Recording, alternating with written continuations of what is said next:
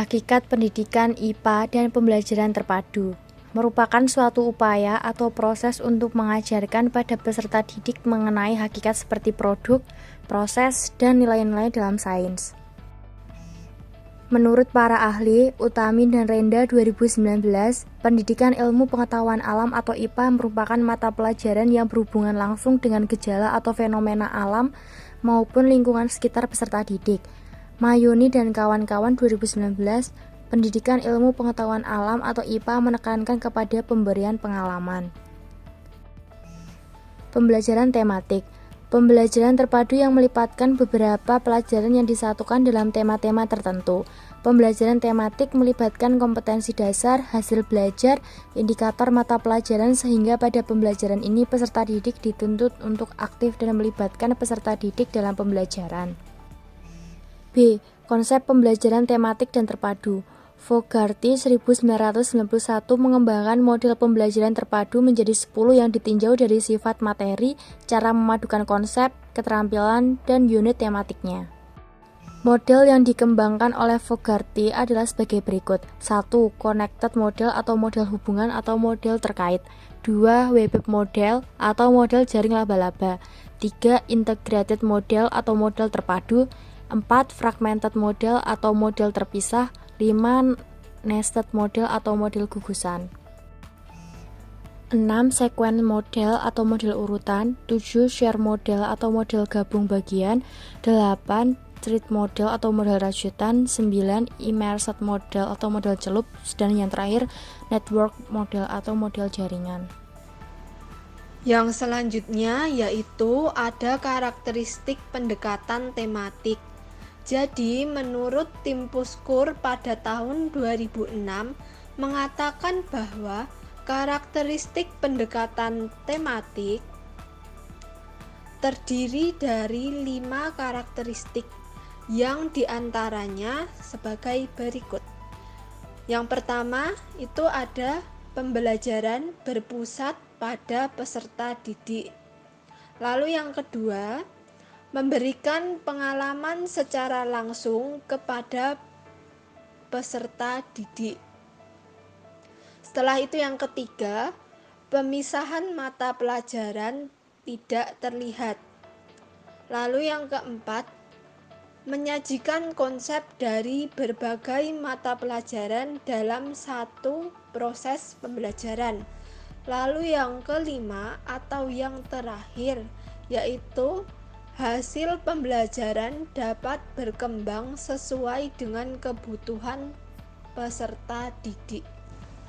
Selanjutnya bagian C yaitu konsep dan dimensi developmentally appropriate practice. Developmentally appropriate practice atau DAP merupakan pendekatan pembelajaran yang berpusat pada perkembangan anak. Selanjutnya ada prinsip-prinsip dari developmentally appropriate practice yang diantaranya sebagai berikut. 1. Perkembangan anak holistik. 2. Anak sebagai pembelajar yang aktif. 3. Belajar melalui bermain. Yang keempat, pembelajaran berpusat pada anak. 5. Lingkungan belajar yang aman dan nyaman. 6. Guru sebagai fasilitator. Lalu yang ketujuh, penilaian yang berkelanjutan. Lalu ada dimensi utama dari developmentally appropriate practice atau DAP yang diantaranya sebagai berikut. Yang pertama itu ada patut menurut usia atau age appropriate, yang artinya pembelajaran sesuai dengan tahapan perkembangan anak. Lalu yang kedua, patut menurut anak sebagai individu yang unik atau individual appropriate, yang artinya pembelajaran akan mempertimbangkan pada karakteristik individu anak. Setelah itu yang ketiga, patut menurut lingkungan dan budaya, yang artinya pembelajaran yang mempertimbangkan lingkungan dan budaya anak. D. Cara belajar anak sekolah dasar. Menurut Piaget 1950 menjabarkan bahwa setiap peserta didik memiliki cara sendiri dalam beradaptasi dalam lingkungannya.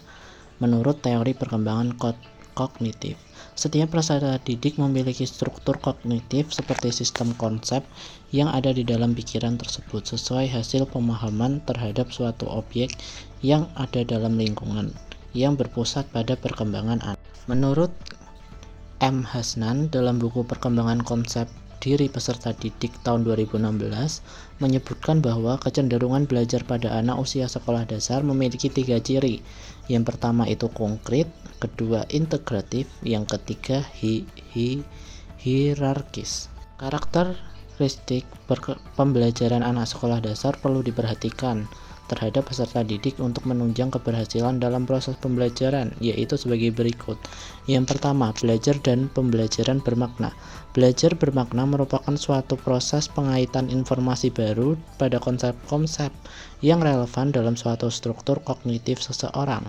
Yang kedua, pembelajaran tematik. Pembelajaran tematik ialah pembelajaran terpadu yang menggunakan tema untuk mengaitkan beberapa mata pelajaran dalam satu kesatuan. Yang E, langkah-langkah pembelajaran IPA terpadu tematik di SD. Menurut Trianto 2007-15 mengatakan bahwa model pembelajaran tematik memiliki 3 langkah, yaitu tahap perencanaan, tahap pelaksanaan, dan tahap evaluasi. Tahap perencanaan meliputi pemetaan kompetensi dasar, menentukan tema, melakukan identifikasi dan menganalisis standar kompetensi dasar dan indikator. Tahap pelaksanaannya, yang pertama kegiatan pembuka. Kegiatan ini dilakukan untuk menghidupkan suasana awal pembelajaran sebagai upaya mendorong peserta didik dalam mengikuti kegiatan pembelajaran dengan baik. Kegiatan inti, dalam kegiatan inti, peserta didik akan difokuskan pada aktivitas pembelajaran sesuai dengan tema yang ditentukan, dapat menggunakan berbagai media. Yang terakhir, kegiatan penutup. Dalam kegiatan penutup, guru akan memberikan refleksi dan menarik kesimpulan dari materi yang telah disampaikan. Kegiatan yang dapat diterapkan yaitu memberikan kesan-kesan pembelajaran maupun berdoa bersama sebelum pulang. Yang terakhir, tahap evaluasi. Memberikan siswa kesempatan kepada peserta didik untuk mengevaluasi diri sendiri. Guru dapat mengajak peserta didik untuk mengevaluasi perolehan belajar yang dicapai berdasarkan kriteria keberhasilan pencapaian tujuan. Yang ketiga, penilaian dilakukan secara terus-menerus dan teratur. Yang keempat, penilaian dilakukan dengan acuan pada indikator masing-masing, kompetensi dasar dan hasil belajar dari mata pelajaran. Yang kelima, hasil karya peserta didik dapat digunakan sebagai bahan masukan guru dalam mengambil keputusan selanjutnya. Selanjutnya, poin F, kesesuaian konsep developmentally appropriate practice, cara belajar anak sekolah dasar, hakikat IPA dengan karakteristik pembelajaran terpadu. Penerapan developmentally appropriate practice dalam strategi pembelajaran tematik di sekolah dasar dapat dijabarkan sebagai berikut. Pertama, penggunaan benda konkret. Menekankan pentingnya penggunaan benda konkret dalam pembelajaran sehingga siswa dapat memahami konsep melalui pengalaman langsung. Kedua, interaksi antar guru dan siswa. Memungkinkan guru untuk berinteraksi dengan siswa secara lebih efektif, memahami kebutuhan dan minat siswa, dan menyesuaikan pembelajaran dengan kebutuhan siswa. Yang ketiga, variasi kegiatan. Menekankan pentingnya variasi kegiatan dalam pembelajaran, sehingga siswa dapat memilih cara belajar yang sesuai dengan kebutuhan dan minatnya. Yang terakhir, ada penggunaan media yang sesuai. Memungkinkan guru untuk menggunakan media yang sesuai dengan tahapan perkembangan siswa, seperti gambar, video, atau permainan untuk memperjelas konsep yang dipelajari. Kesesuaian cara belajar anak sekolah dasar dengan karakteristik pembelajaran terpadu. Pembelajaran yang berpusat pada anak. Yang pertama, pembelajaran terpadu menekankan pada kebutuhan siswa seperti minat dan gaya belajar siswa. Kedua, cara belajar anak sekolah dasar. Suka belajar dengan bermain, bereksplorasi, dan berinteraksi secara langsung dengan lingkungan. Kemudian yang berikut, pembelajaran dengan menekankan pembelajaran langsung. Pertama, pembelajaran terpadu menjadikan siswa lebih merasa dekat dengan pembelajaran dengan melibatkan kegiatan yang bersifat nyata dan kontekstual. Kedua, cara belajar anak sekolah dasar lebih mudah memahami konsep pembelajaran melalui pembelajaran dan praktik langsung. Memadukan berbagai bidang studi, pembelajaran terpadu menghubungkan konsep dan berbagai mata pelajaran yang diintegrasikan dalam satu tema yang saling berkaitan. Cara belajar anak sekolah dasar dapat memiliki rasa ingin tahu yang luas dan senang dalam mempelajari berbagai hal sesuai dengan lingkup materi yang dipelajari. Mengembangkan kesimpulan berpikir kritis dan kreatif. Pembelajaran terpadu mendorong siswa untuk memecahkan permasalahan, menganalisis informasi, dan diharapkan mampu menghasilkan ide-ide baru sesuai dengan aturan yang ada. Cara belajar anak sekolah dasar mengharapkan siswa agar memiliki rasa ingin tahu dan senang dalam mempelajari materi yang diberikan. Ya, memupik karakter dan nilai-nilai positif. Pembelajaran terpadu mengintegrasikan pendidikan karakter dan nilai-nilai positif dalam proses belajar mengajar. Dua, cara belajar anak sekolah dasar mampu membentuk karakter positif sehingga memiliki moral yang sesuai dengan hakikat. Kesesuaian hakikat IPA dengan karakteristik pembelajaran terpadu. Yang pertama, IPA sebagai pengetahuan terpadu. Hakikat IPA. IPA merupakan kumpulan pengetahuan berbasis fakta yang saling berkaitan dan tidak dapat dipisahkan satu dengan lainnya.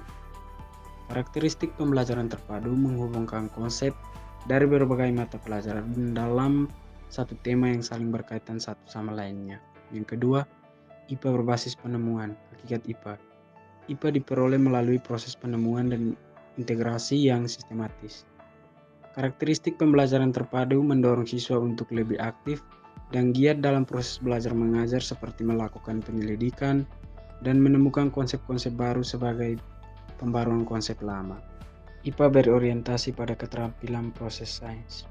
Hakikat IPA dapat mengembangkan keterampilan proses sains seperti observasi, eksperimen, pengukuran, pengolahan data, dan penalaran yang logis.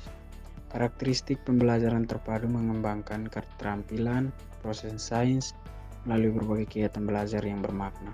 Yang kedua, IPA menanamkan sikap ilmiah. Hakikat IPA, mempelajari IPA tidak hanya untuk memperoleh pengetahuan, namun untuk menumbuhkan sikap ilmiah seperti berpikir kritis dan memiliki rasa ingin tahu yang tinggi. Karakteristik pembelajaran terpadu mengintegrasikan pendidikan karakter dan nilai-nilai positif dalam proses belajar mengajar.